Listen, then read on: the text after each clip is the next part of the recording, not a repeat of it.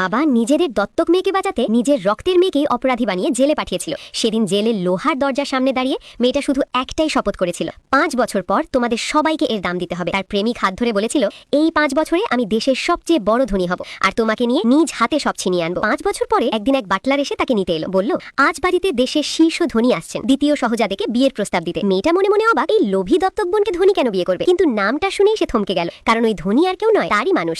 আর সে যাকে বিয়ে করতে এসেছে সে দ্বিতীয় সহজাদে নয়। সেই লোকটা সামনে এসে শুধু বলল, আমি তোমাকে নিতে এসেছি। এই 5 বছরে লোকটা প্রতিদিন এই বাড়িতে বিয়ের উপহার পাঠিয়েছে। সবাই ভেবেছে সবকিছু দত্তক বোনের জন্য, কিন্তু সত্যিটা জানতো শুধু সে। বাড়িতে ঢুকতেই দত্তক বোন ব্যঙ্গ করে বলল, আগে অগ্নির কুণ্ডি পার হও, জেলের অশুভতা ঝাড়ো। এইবার সে আর চুপ থাকলো না, ঠান্ডা গলায় বলল, দুঃখিত, তোমাদের নাটক এখানেই শেষ। খাওয়ার টেবিলেও তাকে বসতে দেওয়া হলো না। কিন্তু সে জানতো ওদের দম্ভ আর বেশিক্ষণ টিকবে না। যে দত্তক বোন একসময় হিসাব জালিয়াতি করে কোম্পানি প্রায় ডুবিয়ে দিয়েছিল, আজ বাবা মা তার হাতেই সব শেয়ার তুলে দিল, আর তার ভাগে মাত্র 0.001%।